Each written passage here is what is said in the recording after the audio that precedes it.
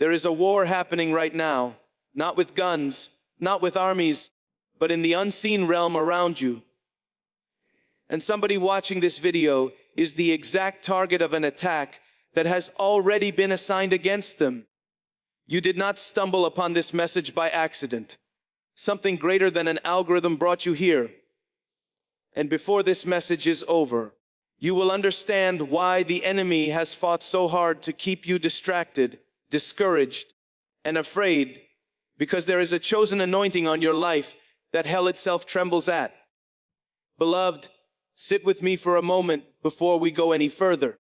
There are seasons in a person's life when everything feels like it's collapsing, when the phone won't stop ringing with bad news, when the money runs low, when the doctor's report shakes your knees, when the people you loved most have walked away, when your own mind turns against you at 3 o'clock in the morning and whispers that you are forgotten, that you are alone, that God has turned his face from you. I want you to know right now, in this very moment, that is a lie from the pit of hell, and it has been spoken over God's children. Since the Garden of Eden, the enemy does not attack empty vessels. He does not waste his time on those who carry no purpose. He attacks the called. He attacks the chosen. And if you are under attack today, it is not a sign that God has abandoned you. It is a sign that heaven has already marked you as dangerous to the kingdom of darkness. There is something happening in the spirit realm that your natural eyes cannot see. Right now, as you listen to these words, there are forces of darkness that would love nothing more than for you to close this video, to scroll away, to go back to numbing yourself with distraction, so that the truth I am about to share never reaches the deepest chambers of your heart.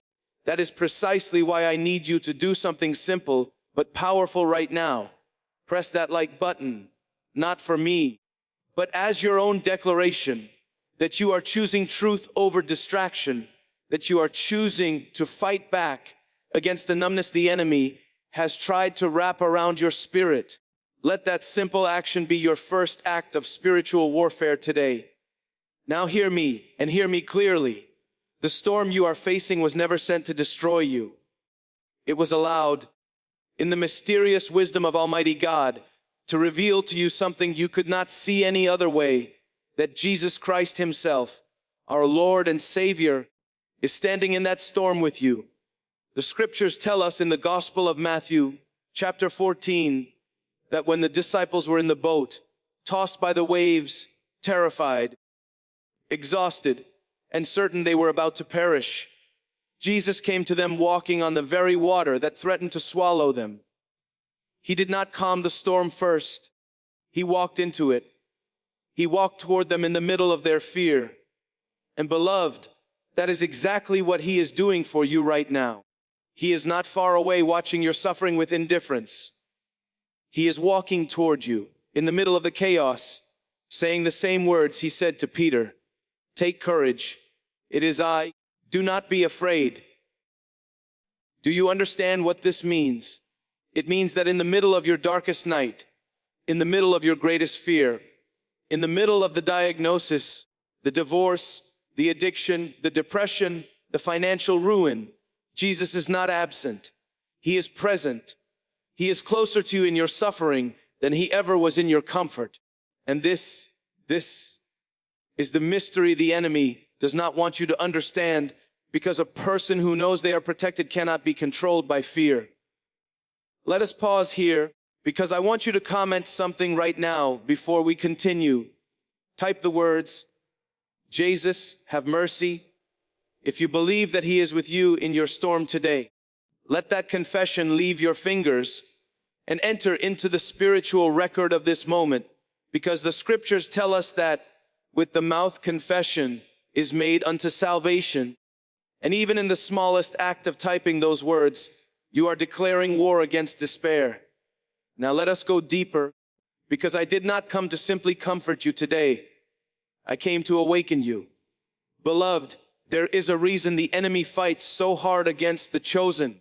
St. Peter warns us in his first letter, chapter 5, that our adversary the devil prowls around like a roaring lion, seeking whom he may devour. Notice, he does not devour everyone. He seeks. He looks for the ones who carry destiny, the ones who carry a calling that would shake nations, heal families, deliver generations. If your life has felt like a target, it is because you are one. The child of God who carries no purpose is left alone by the enemy, but the one who carries the fire of heaven inside them will be tested by the fires of hell. But hear me, sin opens doors that grace was never meant to leave open. This is where we must be honest before God today, because there can be no true deliverance without true repentance. Many of us have prayed for protection while secretly walking in disobedience, and we wonder why the peace of God does not settle in our hearts. The Bible tells us in the Gospel of John, chapter 10, verse 10, that the thief comes only to steal, kill, and destroy, but Jesus came that we might have life and have it abundantly. But that abundant life requires surrender. It requires laying down the secret sin, the bitterness you have nursed like a wound refusing to heal, the resentment, the addiction, the compromise you have made peace within the quiet corners of your soul. Confession, beloved, true confession is not weakness. It is warfare. When you kneel before a priest in the sacrament of reconciliation and speak the truth of your sin, when you allow the light of Christ to touch what you have hidden in darkness, something happens in the spiritual realm that you cannot fully comprehend. Chains break. Legal ground the enemy has held over your life is stripped away. This is why the enemy will do everything in his power to keep you from the confessional, to convince you that your sin is too shameful, too repeated, too far gone for mercy. But I say to you today, there is no sin greater than the mercy of Jesus Christ. His blood does not run dry. His mercy does not have a limit. The same Christ who forgave the thief on the cross beside him, who forgave Peter after his denial, who forgave the woman caught in adultery, that same Christ is waiting for you right now with arms open wide, saying, "Come home." Would you comment, "I believe"? Right now, if something in your heart is stirring, if you know there is something you need to bring before God today, do not be ashamed. Heaven rejoices over one sinner who repents more than over 99 who need no repentance. Let your comment be your altar today. Now I must speak to you about the Eucharist, because this is where the deepest protection of the chosen is found, beloved. When you receive the body and blood of Jesus Christ in the Holy Eucharist, you are not receiving a symbol. You are receiving the living God himself into your very body. Jesus said in John chapter 6, "Unless you eat the flesh of the Son of Man and drink his blood, you have no life in you." This is not poetic language. This is the deepest reality of our faith. When the enemy sees a soul who receives the Eucharist in a state of grace, who kneels before the tabernacle in adoration, who hungers for communion with Christ, he sees a fortress he cannot penetrate.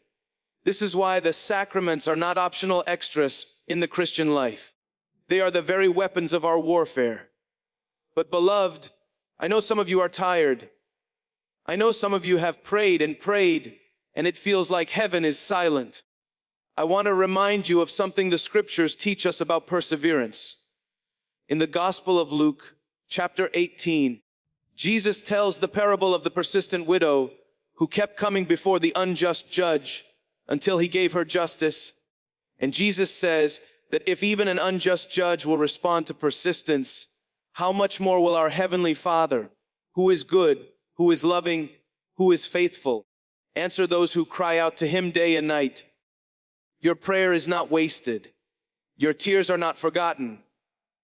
The Bible tells us that God collects every tear in a bottle, that not one drop of your suffering falls to the ground unnoticed by heaven.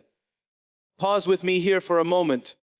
Ask yourself honestly, when was the last time you prayed not out of duty, but out of desperate love? When was the last time you spoke to Jesus not with rehearsed words, but with the raw honesty of your own broken heart. Prayer is not a performance for God. He already knows what you need before you ask. Prayer is intimacy. It is the child running into the arms of the Father, not because the Father did not know where the child was, but because the child needed to be held. I want to ask you now, if this message is stirring something in your spirit, if you feel the weight of God's presence, even through a screen, would you subscribe to this channel? Not for numbers, not for algorithms, but because there are more souls out there tonight who need to hear that they are not forgotten, that they are protected, that they are chosen, and your subscription helps this message of hope reach them. Let this be an act of love toward a stranger you may never meet, who desperately needs exactly what you are hearing right now. Now, beloved, let us speak of obedience, because protection and obedience walk hand in hand. The armor of God described in Ephesians chapter 6 is not decoration. It is designed for battle. The belt of truth, the breastplate of righteousness, the shield of faith, the helmet of salvation, the sword of the Spirit, which is the word of God. Notice, there is no armor for the back. God did not design you to retreat. He designed you to stand. Ephesians tells us, having done all, to stand, not to run, not to hide, to stand, fully clothed in the armor of God, fully surrendered to His will, fully trusting that the battle is not yours, but the Lord's. I know some of you watching this are exhausted from standing. Your arms feel like they cannot hold the shield one more day. I want to remind you of Exodus chapter 17, when Moses stood on the mountain with his arms raised, and as long as his arms were raised, Israel prevailed in battle. But when his arms grew tired and began to fall, the enemy began to prevail. So what did Aaron and Hur do? They did not tell Moses to try harder. They held up his arms for him until the sun went down and the battle was won. Beloved, that is what the body of Christ is for. That is what this community, this channel, this family of believers is for. To hold up your arms when you cannot hold them up yourself. You are not meant to fight alone. So hear me now, as we come to the closing of this message. If you have been walking in fear, lay it down at the foot of the cross today. If you have been carrying sin in secret, bring it to confession and let the mercy of Christ wash you clean. If you have wandered from the sacraments, return to the Eucharist, return to the source and summit of our faith. If you have grown weary in prayer, know that your heavenly Father has not grown weary of hearing you. You are chosen. You are protected. You are not forgotten. The blood of Jesus Christ covers you. The angels of the Lord encamp around those who fear Him. No weapon formed against you shall prosper. For this is the heritage of the servants of the Lord, as the prophet Isaiah declares. Before you go, I ask you, not as a request, but as a spiritual call to action. Comment, Lord, strengthen me, if you are choosing today to stand firm in faith, like this video as a declaration that truth has reached you today. Subscribe to this channel so that the next time darkness whispers lies to your soul, truth will already be waiting for you here.